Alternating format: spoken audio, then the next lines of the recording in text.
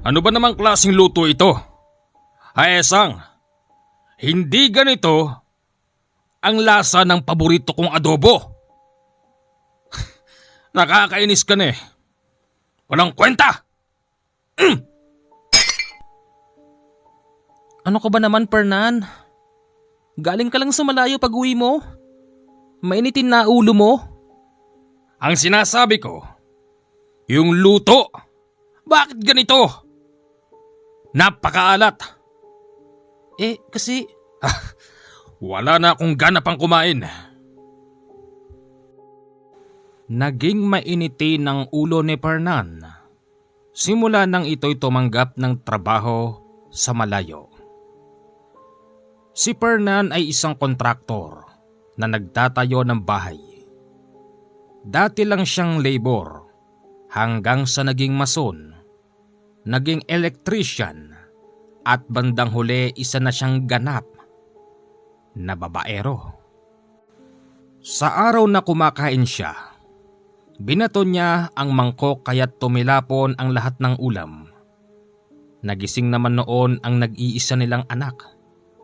Ang anak ni Fernan medyo malayo na sa kanyang loob dahil ito'y meron ng isip at medyo balasubas din sumagot ang bata. Ano ba naman yon, tay, nay? Ang aga-aga. Hoy! Bumangon ka na nga! Sarap ng tulog mo dyan ah. Nandyan na, Fernan! Aba, Fernan na lang ang tawag mo sa akin? Halika nga! Kinaladkad ni Fernan mula sa higaan ng bata at isinaldak sa upuan. Sino nagturo sa inyan, ha? Anong Fernan? Tatay mo ko! Hindi kita tatay! Sinasaktan mo si nanay! Magmula nang umalis ka! Hindi mo na kami naalala, di mo kami pinapadala ng pera! Hoy Esang, sabihin mo nga sa akin ha? Bine-brainwash mo ba tong anak ko? Ha? Hindi. Alam lang niya yung nangyayari. Nakikita niya yung ginagawa mo.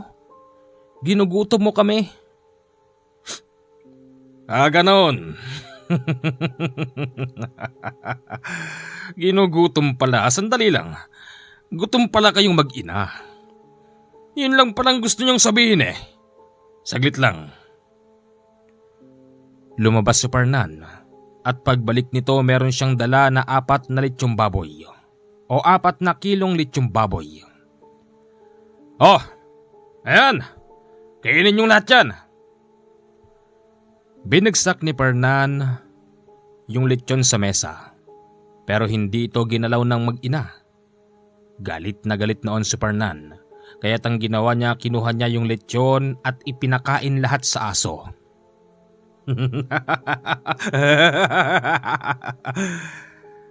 Magutom kayo ngayon, mga walang kwenta. Sabihin mo na lang kasi tay, meron ka ng ibang babae doon. Mas mainam pa nga, 2 na lang kami ni nanay magkasama. Aba, sumasagot ka pa talaga ha? Nakatikim ng sapok ang bata. Galit na galit noon si Esang sa ginawa ni Fernan, kaya nag-away silang dalawa. Siyempre lalaki si Fernan at hindi uubra sa kanya ang isang mahinang babae. Tama na Fernan, nasasaktan na ako. Yan ang dapat sa'yo. Hoy, tandaan mo Esang, ako ang padre di pamilya dito. Gagawin ko lahat ng gusto ko sa'yo. Ngayon, ito ang gusto ko. Nagbaba ng short noon si Fernan at walang awang pinagsamantalahan ng asawa nitong umiiyak. Kahit na naroroon ang bata at naririnig nito ang nangyayari, maging ang bata ay wala na ring nagawa. Pagkatapos noon, lumabas si Fernan ng kwarto, bit-bit ang isang malaking bag. Saan ka pupunta? O di saan pa? Iiwanan ko na kayo. Wala naman kayong kwente. Sige, iwanan mo na kami. Huwag ka nang babalik dito kahit na kailan. Hindi ka namin kailangan ni inay. Nakita mo na? Yan ang bata. Matapang. May paninindigan. Ngayon, bala kayong magutom ngayon.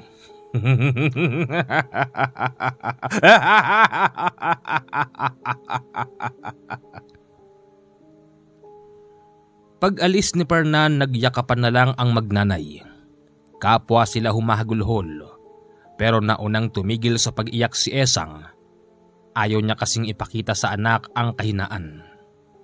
"Nay, aalis na ho ba tayo rito sa bahay?" "Oo, aalis na tayo rito. Mabuti pa nga, Nay." Yun ding araw na yon, pumunta si Fernan kay Waldo. Si Waldo yung pinakautosan nito.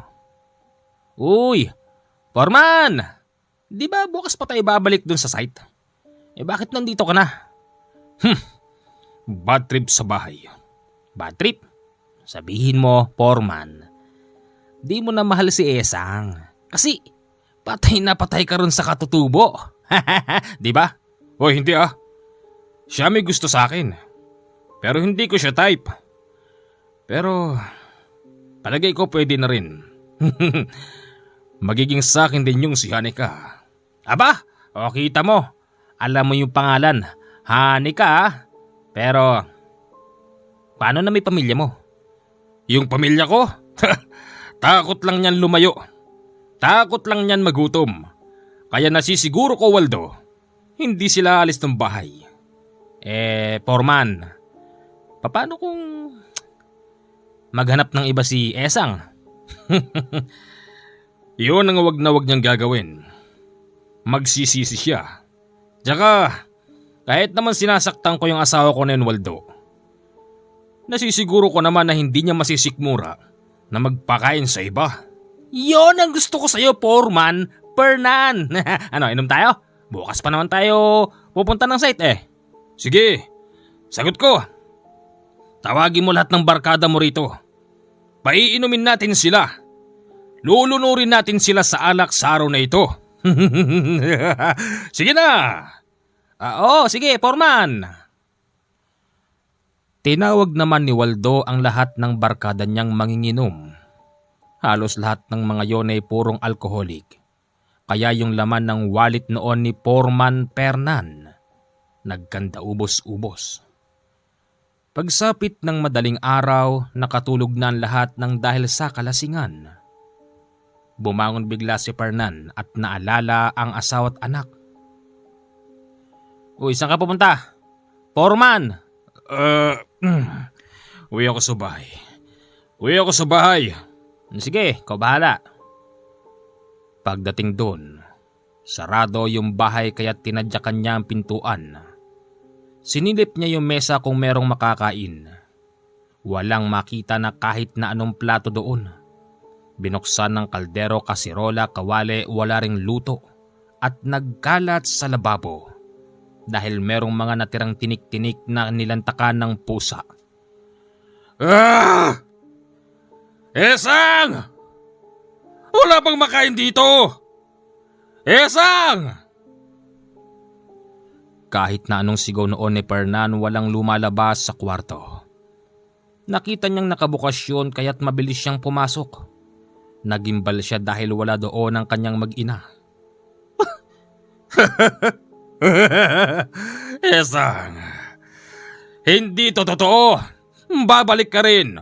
Wala kang pupuntahan dahil wala kang kamag-anak sa lugar na ito. Sige, mag-aantay ako hanggang bukas ng umaga. Mabilis ding nakatulog noon si Fernan. Pagsapit ng umaga, wala pa rin ang kanyang mag-ina.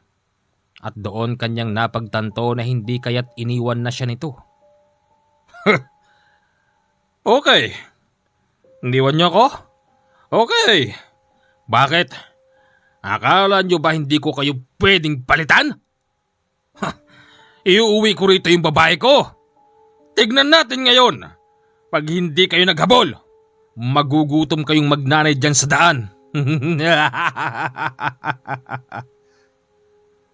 Lasing pa rin si Fernan nung oras na yun. Bumalik siya sa bahay nila Waldo at doon na siya kumain ng umagahan. "Uy, Foreman, sabi ng asawa ko, nasa lubong pala yung mag-ina mo kagabi. Kasi inutusan ko silang pumunta ron sa tindahan. Tapos nasa lubong si Esang at yung anak mo. May dala raw bag tsaka sako. Oo. Wala na sila doon. Hayaan mo sila. Hindi naman ako natatakot eh. Isa pa, wala nang papatol doon kay Esang. Bukod sa mukha na siyang dugyot, losyang na siya ngayon. Hindi ba, Waldo? Oo. Sa araw din na yon pumunta na sila sa site. Malayo yon kung tutusin. At nag-iisa lang din si Foreman Fernan na tumanggap sa trabahong yon.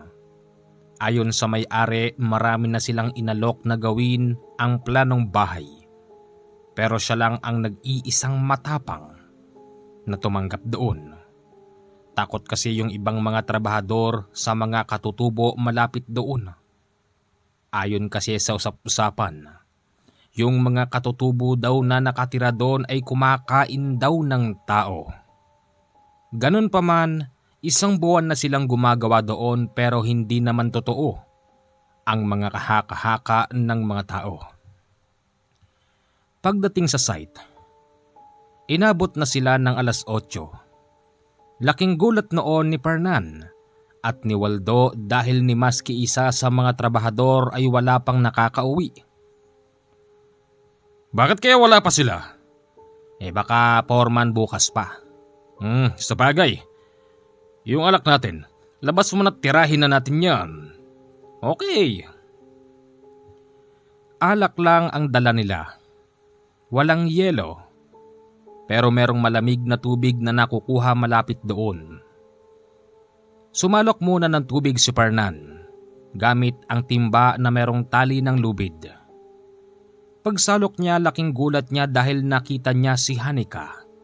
Naglalakad yon papalapit sa kanya. Hanika! Ay, ikaw pala yan. Bakit nandiyan ka madilim? Nakabalik ka na pala. Nakita ko kayo kanina. Sabi ko kay Lolo, dadalang ko kayo ng inihaw na manok. Pasensya ka na, medyo natagalan. Talaga ba? Bakit ginagawa mo mga bagay na yan? Huwag mo sabihing love mo na ako. Love na talaga kita. Talaga.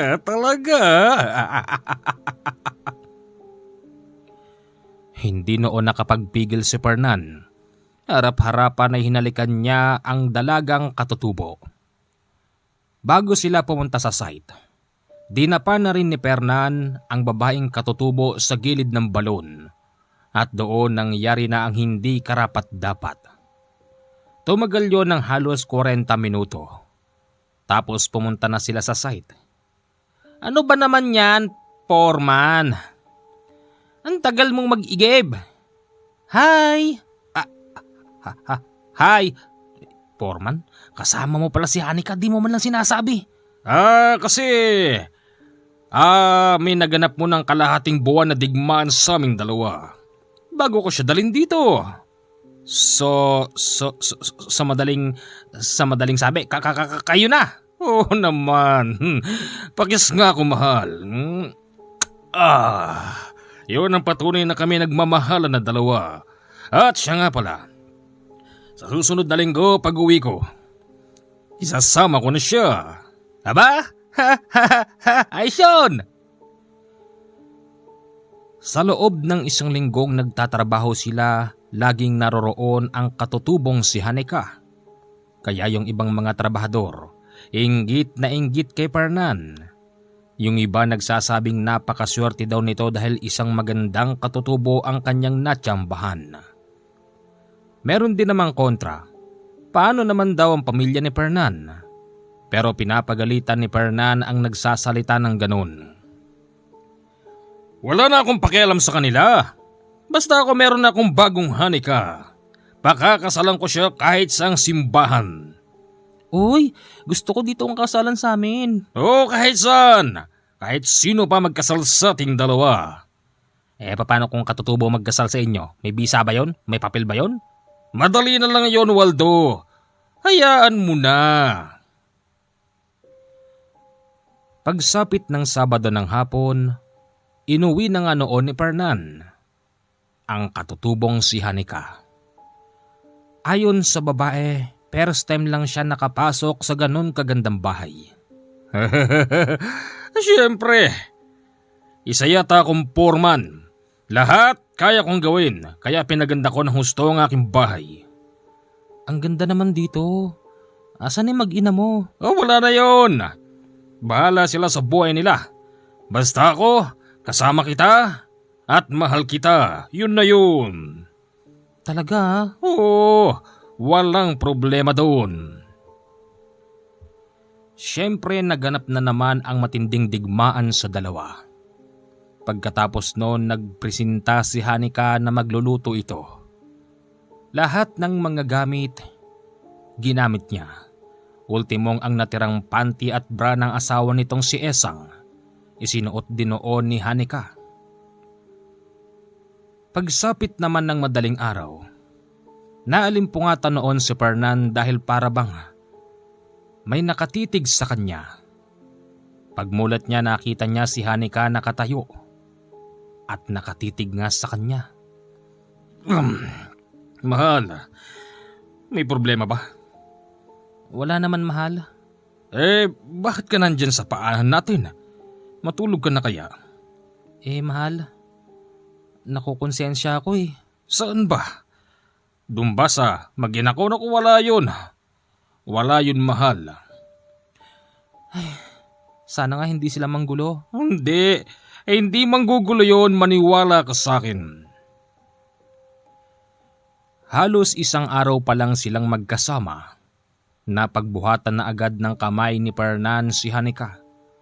Kasi nakita ni Fernan si Hanika na may kausap sa tapat ng tindahan. Isang lalaking makapalang muka ang nagtanong sa kanya kung saan siya kasi nakatira. Diyan ako nakatira. Sa bahay na yun. Ganun ba? Siguro dalaga ka, no? Pwede ba kitang ligawan? Pwede ba kitang kamayan? Kinamayan naman noon ni Hanika ang isang gwapong lalaki na nakasuot ng sandong puti. Kita rin sa mata ng lalaking yon na para siyang nilalande at meron itong personal na interes sa kanya. Mahal, nandito na ako. Bakit mo ko sinampal? Malandi! Akala ko akin ka lang. Ano yung nakita ko na yon? Porke nakakita ka ng isang gwapong lalaking may dimple? Magpapalit mo na ako doon? Ano ka ba naman? Iniwan ko pamilya ko para sa'yo. Tapos ganyan ang gagawin mo sa akin? Malandi! Hindi nagustuhan ni Hanika ang nangyari. Ganun pa man, akala ni Fernan hindi nagtanim ng sama ng loob ang dalaga. Ipinagluto pa rin siya nito. Pero yung niluto ni Hanika hindi niya tinikman. Nagustuhan naman ni Fernan ang luto nito kaya't inubos niya ang isang mangkok na pagkain. Nabusog yata ako, mahal. Mahal. Pasensya ka na kung nasampal kita. Wala yun. Wala ba talaga yun? Bakit ganyan ang itsura mo? Wala. Kinabukasan bumalik na sila sa site. Tapos nagsumbong si Hanika sa lolo niya. Ano? Sinaktan ka ng hayop na yan? Opo, lolo. Aba, hindi po pwede yun. Gaganti tayo. Luwag na. Hindi, gaganti tayo. Pumasok ang matanda sa kwarto. Pagbalik nito merong itong nilabas mula sa kanyang wallet. Anong gagawin ko diyan? Itong daon na ito, alam mo kung anong kayang gawin nito, apo. Susumpa natin ang lalaki na yan. Hindi ako makapapayag na sasaktan-saktan ka lang. Pumayag na nga ako. Naisama kanya sa kanila dahil tiwala ako sa kanya. Tapos gaganunin ka lang, dito itinuturing ka namin prinsesa. Lo naman wag na ho.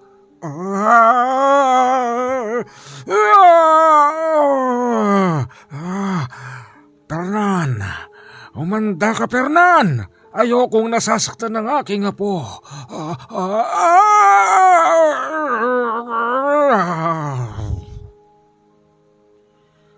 Alam ni Hanika ang ibig sabihin ng pag-ungol ng lolo.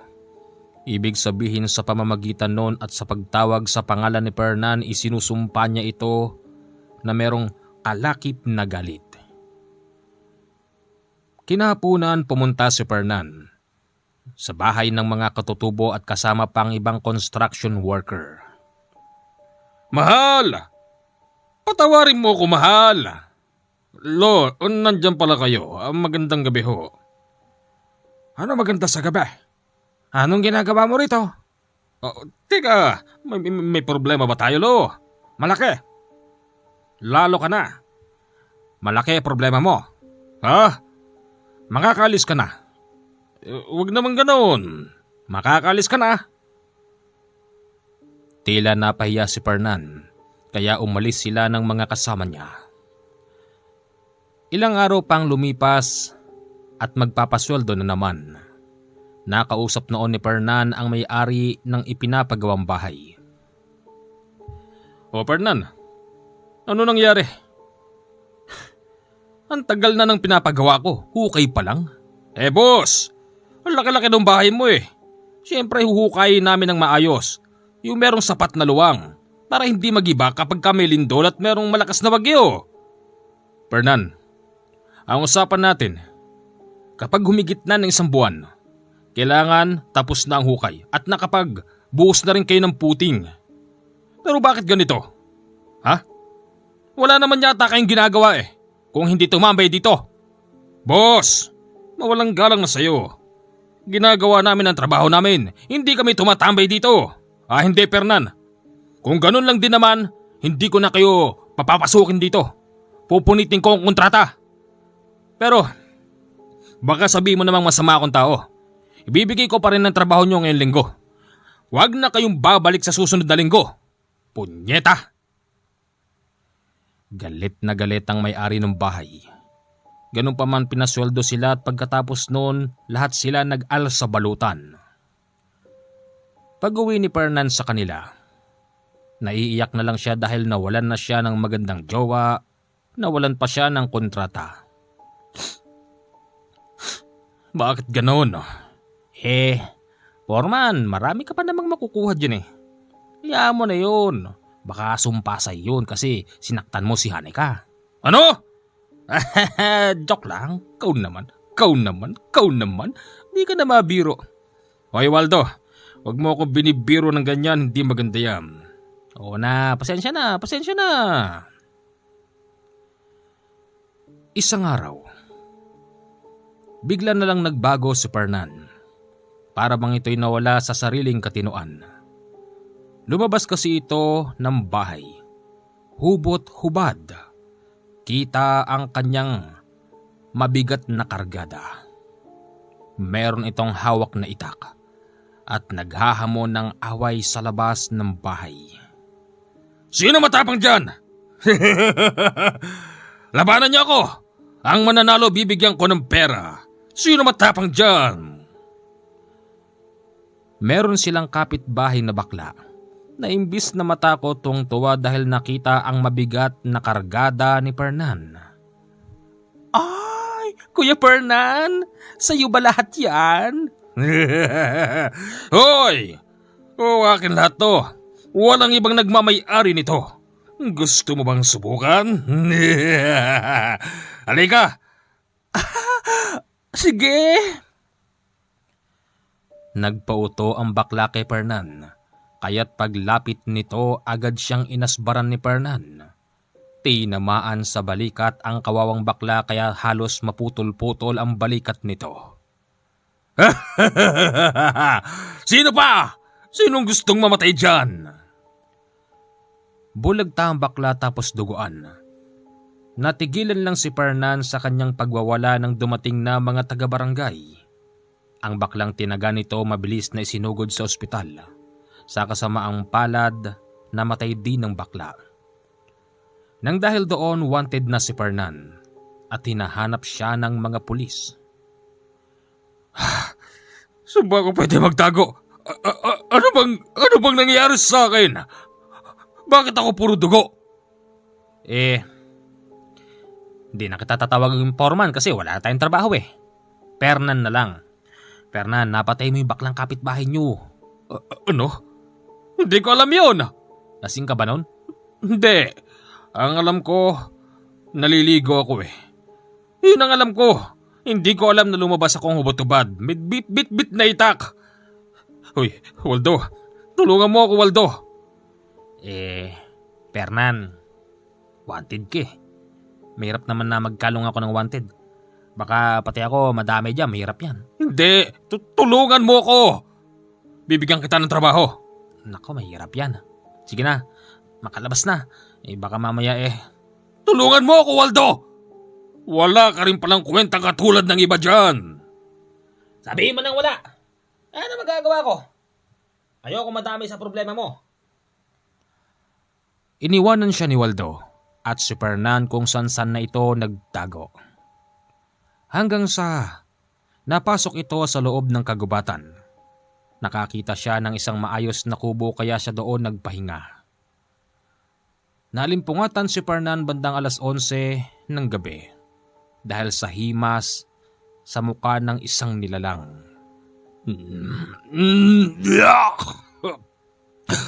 Sino ka? Sino ka? Anong bitiwan mo ako? Shhh! Huwag kang maingay. May mga sundalo sa labas. Hinahanap ka nila. Shhh! Hanapin nyo! Baka nandyan lang nagtatago yung wanted na yan.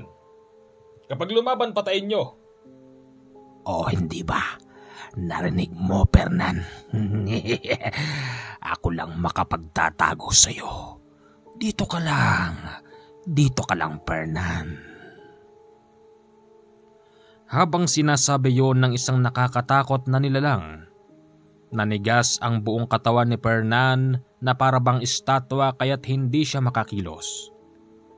Narinig din niyang may sumilip sa pintuan at sa bintana. Nakita niyang mga sundalo nga mga yun, pero hindi sila nakita. Yan ang aking kapangyarihan, Fernan. Hindi ka nila makikita. Hindi, akong bahala sa'yo. Hindi ba't iniwang ka na ng katutubo? Oo. Gusto mo bang makita ang pamilya mo?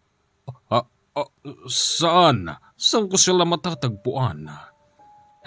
Sumama ka sa akin, Fernan. Sumama ka sa akin. Oo, sige. Lumabas sila sa kubo ng gabing-gabi. Sinusundan niya ang nilalang hanggang sa sila'y mapunta sa tabi ng rumaragasang sapa. Pero ang pagkakatingin doon ni Fernan, isa lamang itong mahinang tubig na hindi inaagusan.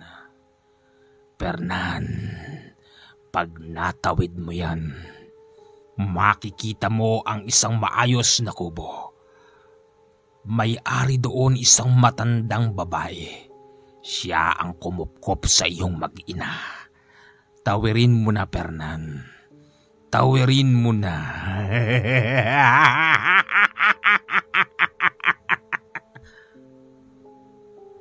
Tumalon si Fernan sa rumaragasang tubig. Mabilis siya nitong inagos. Tumama ang katawan niya sa bato at sa mga kahoy sa gilid. Ganun pa man nabuhay pa rin siya at nakatawid pa rin siya sa kabila. Tunay nga ang sinasabi ng nilalang dahil nakita niya ang isang maayos na kubo at nakita niyang halatang may tao. Esang! Esang! Esang ako ito! Si Fernan! Bumukas ang pintuan pero isang matandang babae ang tumambad sa kanya. Ano bang kailangan mo? Nandyan ho ba si Esang tapos po yan ako? Nandito. Esang? Sino po yan? Fernan? Esang, mahal, patawarin mo ako. Bakit ganyan ang itsura mo? Tumawid ako dun eh. Ano? Rumaragas ang tubig doon, tumawid ka. Buti na buhay ka pa. Diyos ko po, halika nga, pumasok ka rito. Nang makita ng bata ang tatay nitong si Fernan, napakasama ng pagtitig nito sa kanya. Habang pinupunasan naman ni Esang ang mga sugat ng asawa, yung bata hindi nila alam na kumuha pala ng itak sa likod ng bahay. Walang ano-ano'y hinataw niya yung tatay. Mabuti na lang nakadilat noon si Fernan kaya't nasaranggan nito yung pabaligtad na talim. Anak, ano bang ginagawa mo? Papatayin ko siya! Papatayin ko yan! Buti na lang din nandoon ng matanda at napigil ang bata. Sa mga ganong senaryo, ang matandang may-ari ng kubo napapaisip.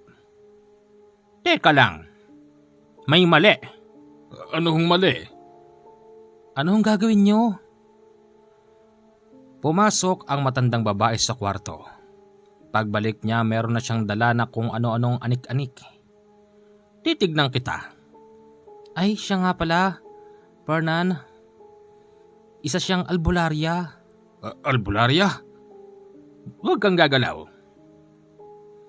Sa pamamagitan ng paghipo sa noo, sa likod, sa dibdib at braso, at sa pag-orasyon ng matandang babae, doon ito nalaman na may sumpa kay Fernan at ang mas masakit pa ron, nahawa ang anak nito.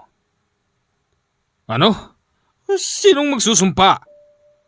Sa aking nakikita isang katutubo. Katutubo? Doon napaisip si Fernan na hindi kaya't ang matandang lolo ni Hanika ang nagsumpa sa kanya. Nagulat din si Fernan nang sabihin ng matandang babae. Sa pamamagitan daw ng sumpa ng katutubo, ipinamigay na ang kaluluwa nito sa isang nakakatakot na aswang. Dinitalye rin ng matandang itsura ng aswang at doon kinumpirma naman ito ni Fernan. Yun ang inakala niyang nakakatakot na nilalang na nag-utos sa kanyang tawirin ang ilog. Aswang? Aswang pala yun? Oo. Isa siyang aswang. Hindi. Buti hindi niya ako kinain. Sa ngayon hindi pa.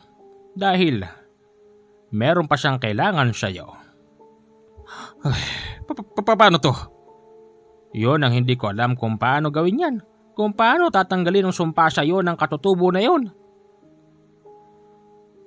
Marami pa silang sinasabi ng oras na yon pero tila ba nakalimutan nila na nakabukas ang pintuan. Hanggang sa nakita na lang ng isang bata ang nakakatakot na lalaking nakasilip doon. Nay! Inay! Bakit ba sumisigaw ka? Inay, tignan mo yun! Diyos ko pa! Umalis ka rito, aswang!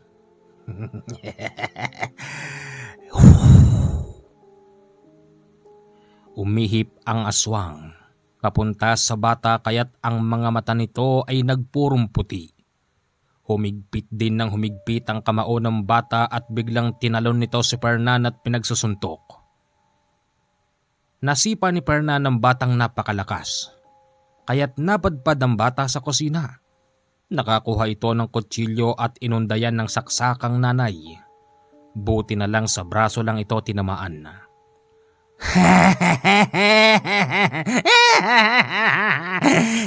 Papatayin ko kayo! Papatayin ko kayo! Napakalakas ng sumpa na yon. Sa pamamagitan lang ng pag-ihip ng nakakatakot na aswang, nagawa niyang baguhin ang isip ng bata. Mabuti na lang isang albularya ang may-ari ng bahay. Kinontra niya ito ng orasyon at ihip. Kaya yung bata ay biglang nakatulog. Yung aswang naman na nakasilip ay unti-unting humahakbang papalapit sa dugoang braso ni Esang. Hindi nila napansin yung kaya't nadampot ng aswang ang braso ng babae. At walang ano-ano'y bigla nitong dinilaan ang dugoang braso ni Esang. Sarap na sarap sa paghigop ang aswang sa dugoang braso ng babae. Si Esang nung mga oras na yon nanigas din at walang nagawa. Habang si Fernan wala rin siyang magawa at naninigas ang buong katawan. Tanging ang matandang babae na lang ang may kakayanan kumilos nung oras na yon. Nag-orasyon din ang matanda ng pangtaboy pero tila ba walang talab. Pagkatapos higupin ng aswang ang dugo ang braso ng babae, bigla itong nagsabi ng, "Lahat kayo, ipinamigay na sa akin ng katutubo!"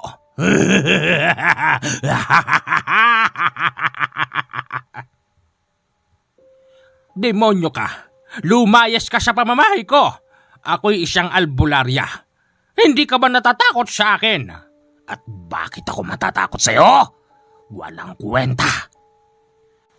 Tinadyakan niya yung matanda kaya ito tumilapon sa labas. Sinarado ng aswang ang pintuan. Tapos nagsabing, "Ikaw ang uunahin ko, babae. Alam kong nagdadalang tao ka." Nagdadalang tao? "Oo, buntis ako." 4 na buwan na pala ang dinadala ni Esang. Hindi lang halata dahil ito'y nakasuot ng bestida. Hinawakan nito ang tiyan ni Esang at wala siyang nagawa. Habang si Fernan, tapak-tapak ng aswang ang dibdib at yung bata wala pa ring malay. Winarak ng aswang ang bestida ni Esang kaya't nakita na ang mga masiselang bahagi nito. Tinaas niya yung ulo ni Esang tapos ang matulis nitong kuko ay itinarak sa kanyang lalamunan na nung mga oras na yon unti-unti nang naglalabas ng dugo. Sumisirit ang dugo noon ni Esang habang sinasalo ito ng dila ng nakakatakot na aswang. Maya-maya pa yung matulis na kuko ng aswang ay unti-unti nang humihiwa pababa sa lalamunan ng babae. "Ito ang sumpa. Akin na kayo." Iyak na lang ang nagawa noon ni Fernan. Pumasok sa kanyang isipan na kasalanan niya ang lahat ng nangyayari ngayon.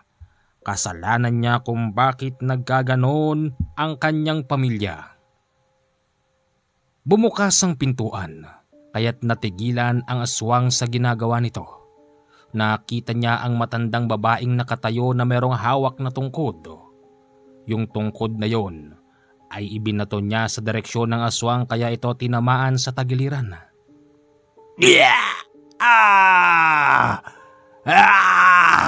"Buhay ka pa rin.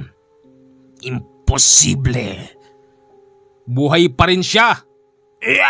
Sino ka? "Tulungan mo kami. Tulungan mo kami, Kanole."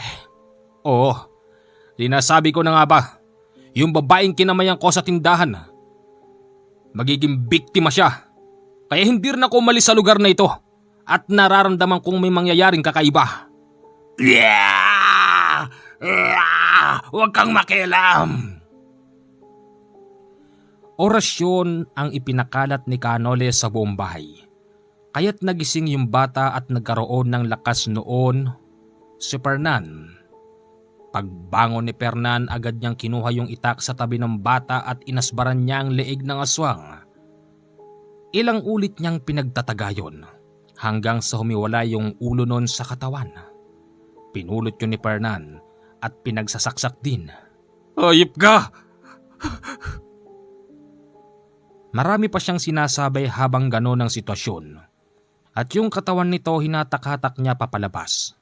Sinindihan din ito ni Fernan hanggang si ito'y tuluyan ng naging abo. Tapos na ba ang problema, Kanole? Hindi pa tapos ang problema.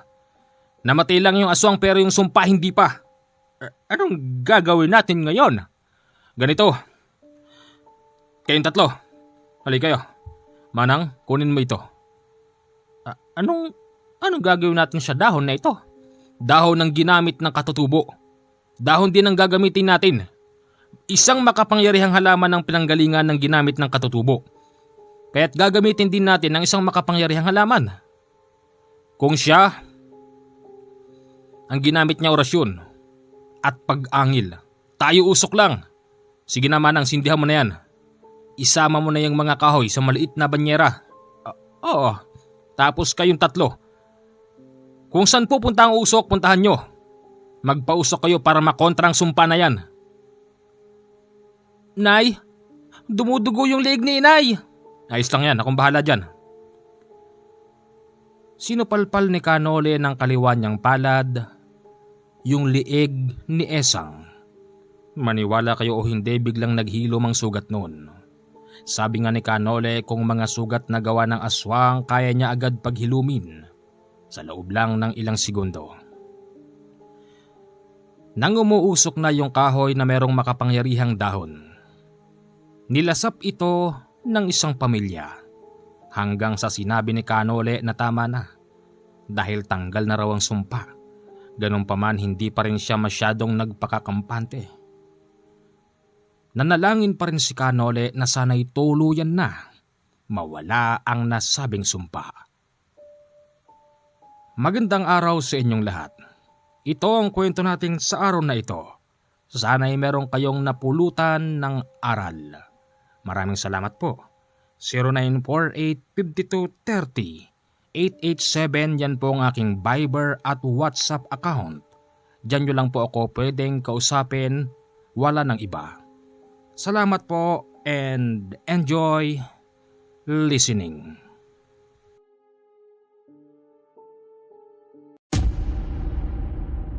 Ano ba namang klaseng luto ito? Esang,